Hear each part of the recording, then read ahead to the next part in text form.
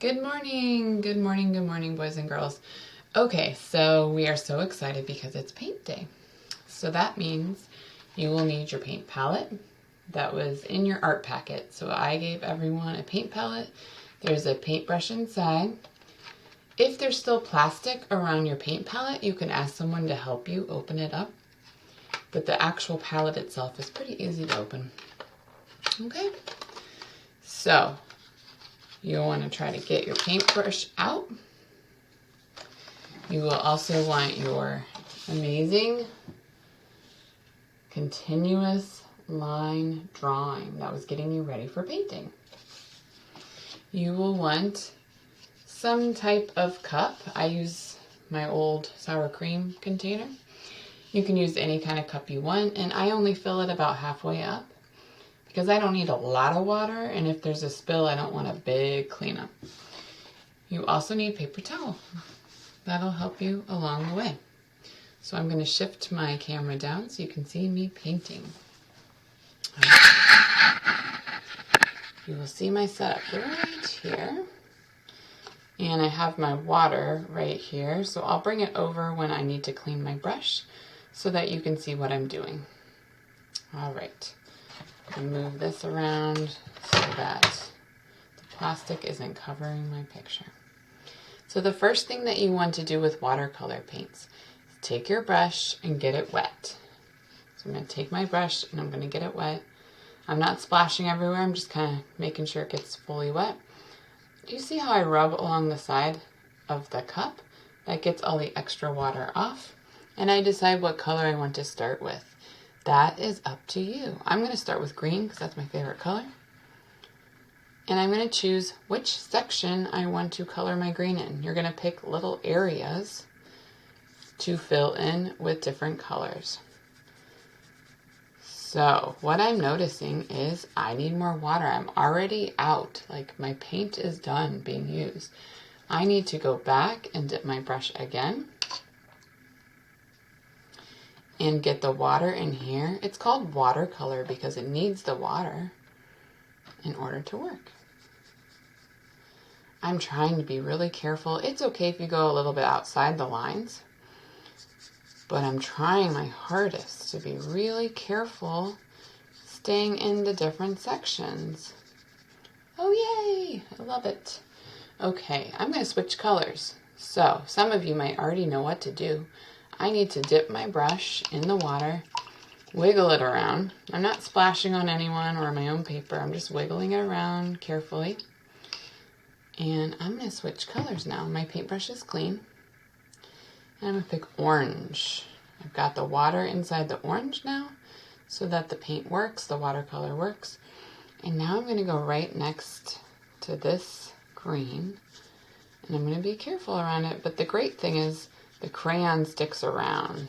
Crayon is a wonderful thing. It's water resistant. I'm dipping my brush in to get more water. And I'm going to keep on going. So I'm trying to stay in this section. Dip my brush in. I need more water. You'll start to notice a pattern. I paint. I dip my brush in. Need more water. Get more paint. So I'm filling up the area of this section, getting more water. I'm just holding my water cup now so you can see it. Oop, I went over the line. That's okay. And also, if you don't like what you did, you can always take the paper towel and blot it. It's nice to have the paper towel there.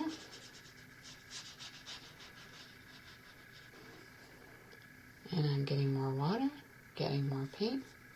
This area is bigger than the green section, so I have a lot of orange to fill in. Your picture will look different than mine. And so you might have lots of tiny spaces and a few really big spaces, or you might have it broken up like this. So see how I stayed within this section. I'm going to switch colors, so I got to wash out my brush. I'm not splashing on anybody. I'm being really careful. You would have your cup down here. You can hold on to it if that helps so that it doesn't tip over. And I'm going to get blue now. I need to put the water in the blue so that the blue works. I think I need a little bit more water, so I did that. And I'm going to put blue over here. I am really loving the way this is looking. I'm taking my time with it, having fun with it, making sure that I wash my brush when I change color, making sure that I get more water when the paint starts to run out on my brush so that it works. I cannot wait to see what yours looks like when you work on it. Now, I have sent a message to your family, whoever's helping you out, and I said if it was too hard to get set up for painting, that you could do this over the weekend at home. So let's say you're not at home during the school hours, you're somewhere else, and it was too hard to get all this stuff ready. And that's okay. So then while some of you are painting, you can be making a drawing on the side. Okay, we'll go over that. So no big deal. You can always just work on it on your own time if you weren't able to get the painting stuff set up today. But I wanted to make sure I showed you how cool it's going to look as you paint each section. So eventually I'll have this all finished and you'll get to see the whole finished thing. My name is on the back still, so I know it's mine.